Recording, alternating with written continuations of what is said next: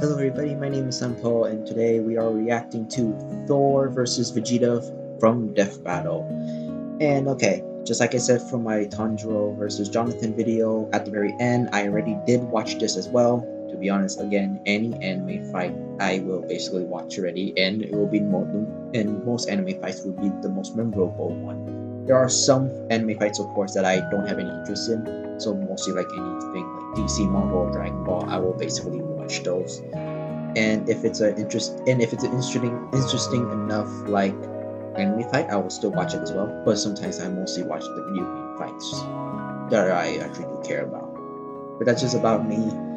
So right now, yeah, Thor vs Vegeta. I already know who won the last time, and I remember this fight to be one of the best fights that I have seen. Of course, while it did have very good highs in the moment, I think like in terms of like feels, the Tanjiro versus Jonathan one was still higher than this one. I do like this battle a bit more since maybe not the choreography, but just like the action and the pacing of it is actually pretty fast, while the other one, the previous one, right, was just basically like has a better feel to it, as in like better in like atmosphere and the tone of the fight and basically how the characters interact with each other, while this one is just straight on fight. I do like the smaller details from the previous one, that's why that one's done better while we're watching it a few times and of course reacting to it before. But yeah, so Thor versus Vegeta, I already know who wins, but I never think I said this enough. Who you think's gonna win in the comments down below if you haven't watched this already. But if you have watched this already, then you would already know who wins. I'll give my thoughts to who I think will win before last time. So yeah, other than that, let's get going. Also, I'm just going to continue recording after I check the whole video just to make sure that the ads don't play. So here we go. Okay, I checked and there shouldn't be any ads. I got rid of one ad. I'm just hoping there's no more ads coming this. There might be pop-up ads, of course, but I'll basically, take them off by, just clicking on the X as you would do. So here we go. Thor, the god of thunder. And Vegeta, the Prince of All Saiyans! The sky shakes when they appear, and the earth trembles when they approach. No world can contain the power of these two gods of war. Or their egos. He's Wiz and I'm Boomstick. And it's our job to analyze their weapons, armor, and skills to find out who would win a death battle. Alright.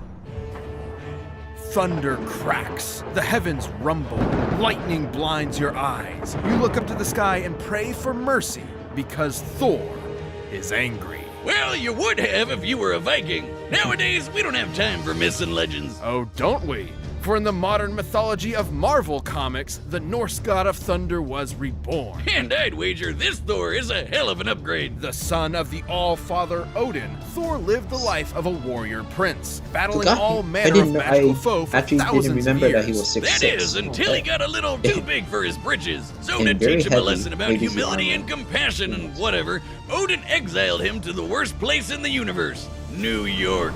Ooh, you hate to see it. Thor's Asgardian body is immensely durable, immune to disease, and capable of healing far faster than any mortal man. He's also the literal god of strength. We're talking lifted a planet-sized serpent strong, knocking out the Phoenix Force strong, arm wrestling with Hercules and almost throwing the Earth out of orbit strong. Notably, he was once blasted with a graviton bomb, which subjected him to the gravity of a neutron star. That's over 200 billion times greater than Earth's gravity. And he's got Pretty the fast stamina on to the match. numbers, Nice. but, Able you to know, fight I for think it's 40 pretty good days and that we 40 gain nights numbers without this fast. stopping. And what better weapon for the god of storms to wield than a sentient cosmic storm? Eons ago, the almighty god Tempest rampaged through the universe. It arrived in Asgard, and after a pitched battle, Odin managed to trap it within a block of the magical ore Uru that he would forge into his son's hammer, Mjolnir. Oh, what more can be said about this beautiful thing? That's nice. Forged in the heart of a dying star that went supernova and killed the dinosaurs, Mjolnir is maybe my favorite thing ever. He can channel bolts of lightning, manipulate the weather, open portals to other dimensions, and absorb and redirect energy attacks.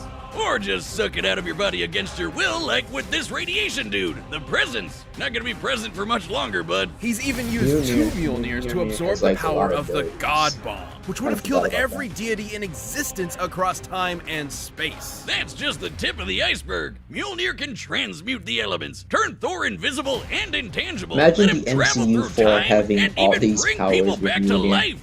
And if Thor wants to fly, all he has to do is take it for a spin. Literally, he throws that motherfucker as hard as he can and holds on for dear life. And when he does, it flies fast enough to cross the entire galaxy in seconds. Only one problem.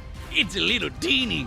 Unlike Thor's big-ass axe, Yarnbjorn, it's sharp enough to cut through celestial armor, and it's unbreakable, and an axe.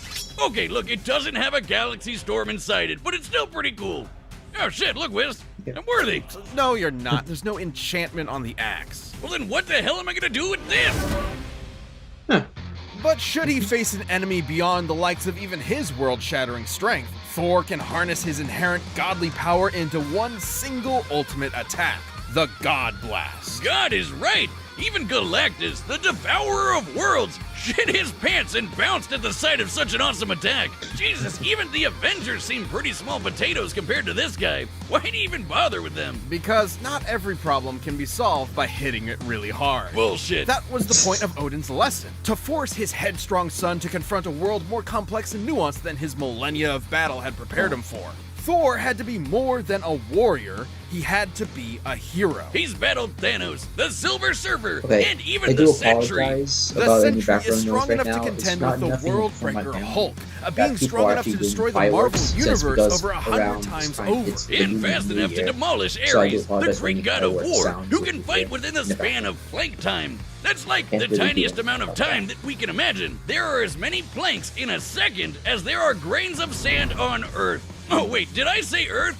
I meant 10 million billion Earths! Thor has tanked disintegration beams trying to tear apart his atoms one by one, survived Mephisto trying to consume his soul, and even withstood a temporal rift that aged normal people to dust. Oh, he's a hard bastard to kill, and even nastier when he loses his temper. By entering a state known as Warrior's Madness, Thor commits an unpardonable sin in Asgardian society and willingly sacrifices his sanity for a tenfold increase in power. Yeah, despite being a really sweet lunk that talks like he's in Masterpiece Theater and dresses like he's in What's Opera, Doc, Thor has struggled with being worthy of his father's legacy and throne. But no matter what unbelievable shit Marvel throws at him, Thor always rises to the occasion.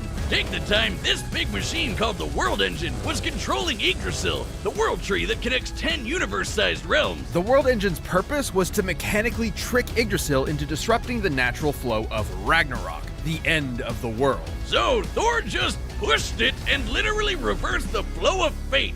That's right, he outmuscled a giant multiversal tree and prevented Armageddon. Not a bad Saturday. And he'd go a step further and defeat the mysterious elder gods that manipulated the cycle of Ragnarok in the first place, ending it forever. So perhaps now when you look up at the thundering sky, you won't fear the god's capricious wrath. Because you'll know it's just Thor, the god of thunder, kicking ass and saving the day.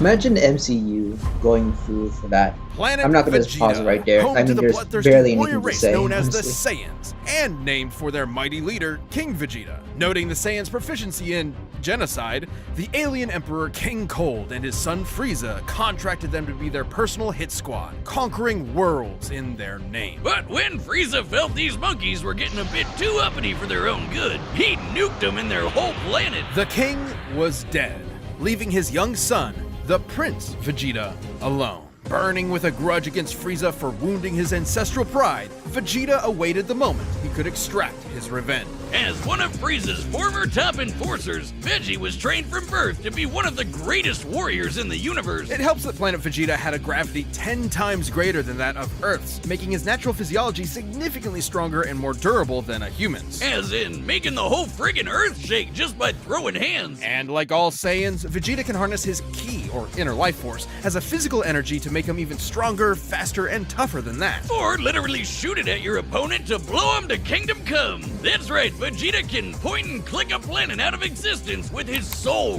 Man, that's hardcore. He can use ki to fly at faster than light speeds, slice you to pieces with an energy blade, and even hold you in place with energy rings. So, let's be real, Vegeta's favorite attacks can be summed up with big-ass laser. He's got the purple big-ass laser, two-handed big-ass laser, rapid-fire big-ass laser, exploding ball big-ass laser, and f***ing omnidirectional your-ass-is grass big-ass laser. Though I gotta say, my favorite is the mouth-wide-open vomit big-ass laser, though that's more of a Nappa thing.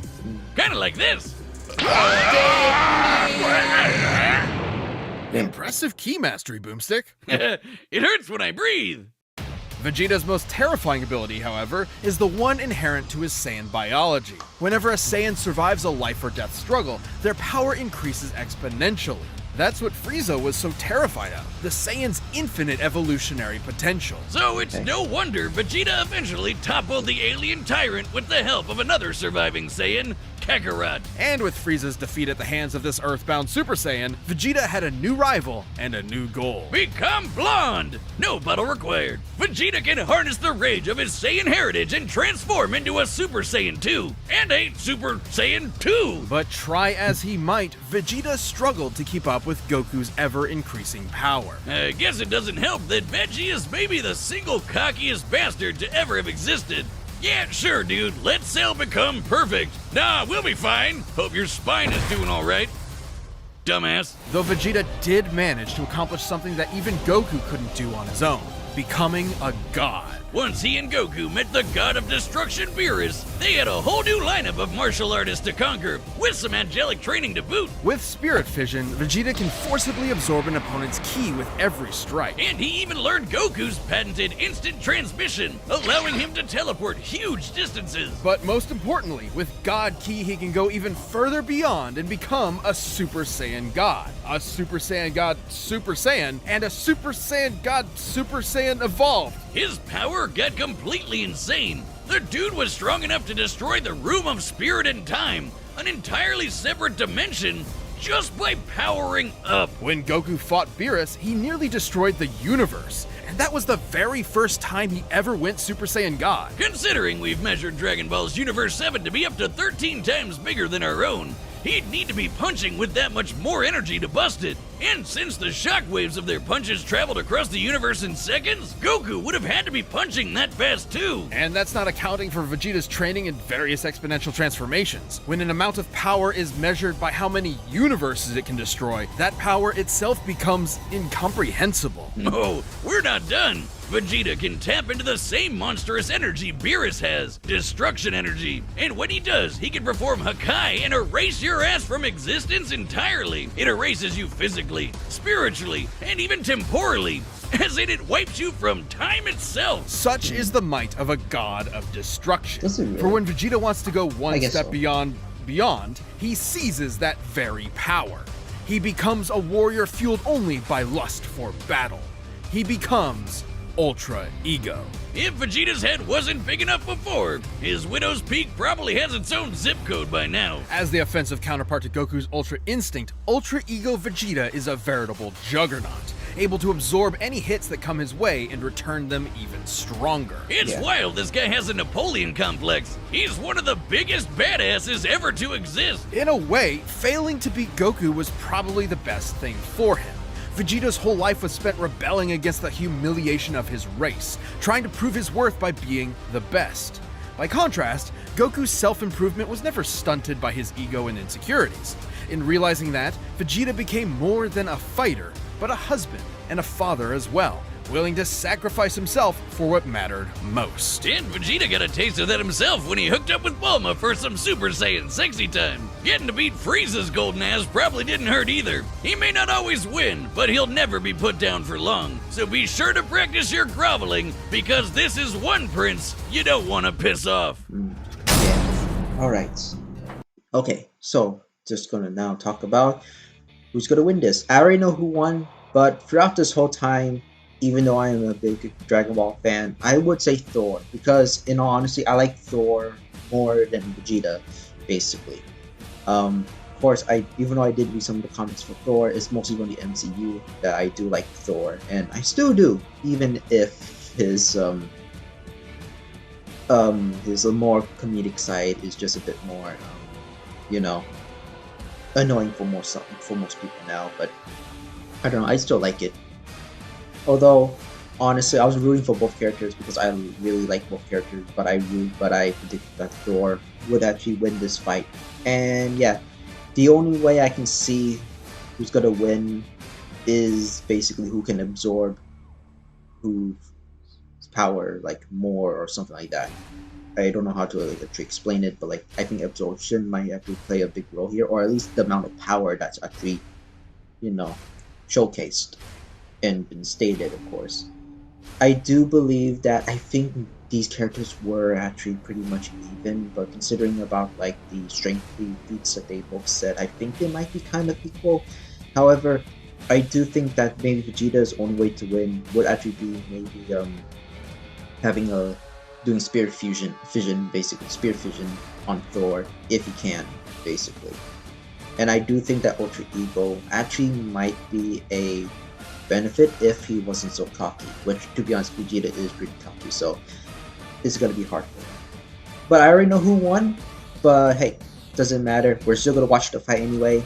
So yeah, this analysis is also again pretty short. Either way, let's get into the fights. Okay, let's start the battle. Well, this first. Alright, the combatants are set. We've run the data through all possibilities. It's time for a death battle!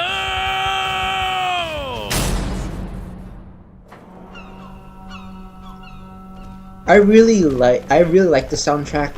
It's not as good as I really would remember, but it is still pretty good. Like top five in Oh there, mighty warrior. What business havest thou upon earth? Throw that hammer at me again, and my business Zelani will be polishing my gloves upon your face!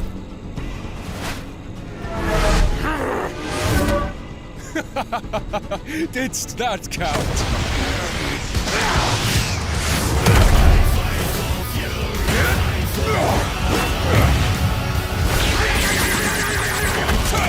This Vegeta's technique. Damnable cur! Thou fightst well for a mortal. Alas, you face a god.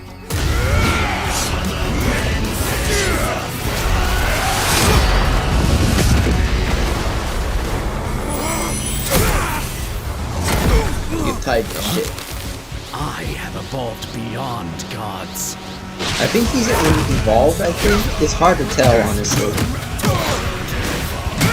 I'm the Prince of all Saiyans, and you can burn in hell! Big Bang Attack!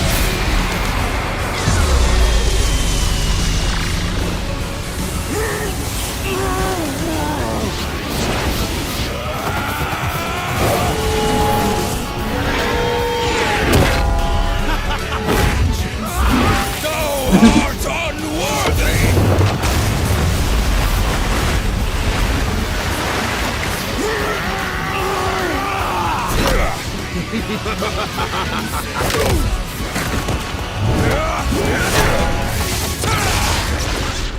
Tell me, does a god such as yourself feel fear?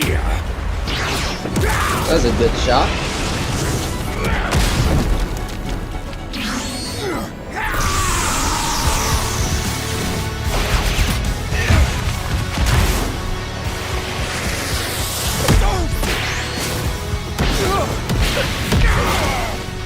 No fear, only fire! Ooh, that's very effective.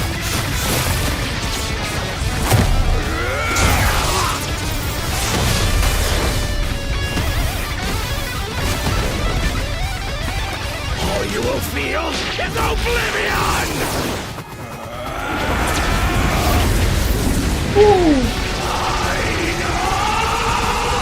Feel heaven's wrath!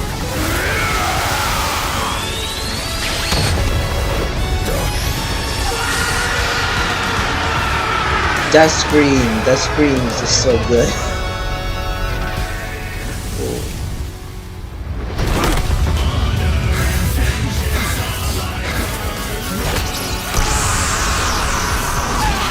Always aim for the head.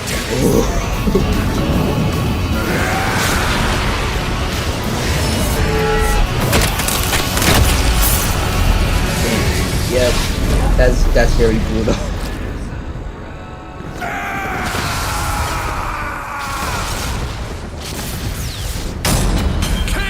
Oh, I get it. Thor won because he's a natural blonde. Wow. Despite Vegeta's immense power and tenacity, the God of Thunder had him outmatched in several key areas. First off, the big one, who was stronger. Despite being up against the God of Strength, Vegeta actually matched up pretty closely with Thor. Both could output power far in excess of destroying a single universe. It's always tough to get an exact number for Dragon Ball Super's most powerful characters, but we can combine the size of Universe 7 with multipliers from Vegeta's transformations to get a rough estimate. It's important to note that Ultra Ego's power boost has never been stated, but we do know that Super Saiyan Blue Goku and Super Saiyan Blue Vegeta were roughly even in power. When Goku applied a Kaioken times 20 boost to fight Jiren, Vegeta kept up after going Blue Evolved, implying that both increases in power are roughly the same increase. Similarly, Blue Vegeta matched base Top, and needed Blue Evolve to keep up with Top's God of Destruction form, which is extremely similar to Ultra Ego in theme and purpose. Given this is the best current example of a measurable form akin to Ultra Ego, we can assume that Ultra Ego's boost in power, at least initially, could be extremely similar in terms of a percentage increase, making Ultra Ego's original state about 20 times more powerful than Blue Evolve. With that in mind, Vegeta at his peak could destroy a universe roughly 260,000 times over. And Thor was pretty close to that. Taking a look at the Marvel Universe's size, which has a radius of at least 1 trillion light years, as well as scaling to the Worldbreaker Hulk, Thor ended up only about 10 times stronger. Not terribly different, and it's definitely possible Vegeta's That's a power big could increase difference, during honestly. the fight to match him. But even if he Okay. was stronger, it wasn't the only thing that mattered. Ultra Ego's damage absorption could only do so much against an opponent like Thor. Vegeta may have trained as a warrior from birth, but Thor has been fighting for millennia against a much wider variety of foes, allowing him to adapt to Vegeta fairly easily. And the fact that Thor was way faster gave him a lot of leeway to use that extra combat experience. Applying Vegeta's transformation multipliers to the shockwaves from Goku and Beerus' punches, Vegeta should be able to fight at nearly 300 quintillion times the speed of light. But scaling to Ares moving within plague time? Thor would be over 70 quadrillion times faster. More than fast enough to avoid Vegeta's key attacks, and even more importantly, absorb all of them with Mjolnir. This alone could shut down all of Vegeta's ranged attacks. Sure, Veggie could absorb it back with Spirit Vision, but he'd have to hit Thor first. And with that much of a speed difference, that's easier said than done. And since Thor can just will the energy out of somebody, he could just take it right back. And then some. Yeah. Even without absorption, Vegeta's key reserves are not infinite, and many of his battles have ended with him at low energy. He was exhausted by the end of the Tournament of Power, which lasted about 1 hour in total. Meanwhile, Thor fought an army for over a month straight. Theoretically, Vegeta could have ended the fight immediately with Hakai, if not for the fact that Thor has resisted existence erasure before, including physically, spiritually, and temporally. Meanwhile, Vegeta had no way to match the God Blast, which could have killed friggin' Galactus. And that guy has threatened the infinite multiverse with destruction just as a side effect of his battles. That's a level of power beyond anything we've seen in Dragon Ball yet, let alone Vegeta. Vegeta was never going to go down easy, but Thor's raw power, speed, and devastating godly abilities were too much for the Prince of All Saiyans. Vegeta nearly won until Thor blew his mind. You might say that pun was kind of terrible. You don't do puns! We've talked about this! Aw. My thing. Well, the winner is Thor. Damn. Wisdom the Thank you for watching. Stay tuned. We'll be Alright. jumping into the next matchup next week. But you can always get more Death Battle right now by clicking one of those boxes right over there, and by downloading the battle music linked down below. Oh. Can I show that on YouTube? I don't know if I can. Alright. Alright. And that is it for the reaction. Thor versus Vegeta. And yes, I already knew Thor would win this. But again, while rewatching all these, watching these fights are just a spectacle, basically, at this point. And I mean, like, that fight was so good. Lanny really outdid himself in this one. That scream is just so good. Even if it is edited, I mean, like, you can just hear the effort that he's putting in. Although Big Bang Attack could be worded a bit different. But okay, either way, I really still like this fight. Obviously, just for the season, possibly maybe top 5 still, in my opinion. Now, the next time, Homelander for Omni-Man versus Homelander. I did watch some of The Boys, and I did watch some of Invincible. I never really got into both of those series, but I heard good things about them. And to be honest, I basically follow channels which talk about like the story and the characters for those characters and the series. So like, yeah, I'm fine with it. I'm not going to like watch the whole series. I mean, like, maybe if I have time and maybe money, possibly money, mostly money. But like, yeah, I don't know. The only problem is that since it shows like a lot of violence for that video, I don't know if I would be allowed to upload it on YouTube, or at least hopefully YouTube doesn't like age restrict the video. To be honest, for most of you guys that I know who actually watch on this channel are basically like above the age range for it. So yeah, for most of my audience. But like, I'm still going to react to it, of course. And by the time you're watching this, I will be already in college, so these reactions are actually going to be a tiny bit slower. But I do have another series reaction that I'm doing. It's not Death Battle, but it's the number 2 winner for the polls that I did like last month. And you guys will see it possibly on the same day, which is today.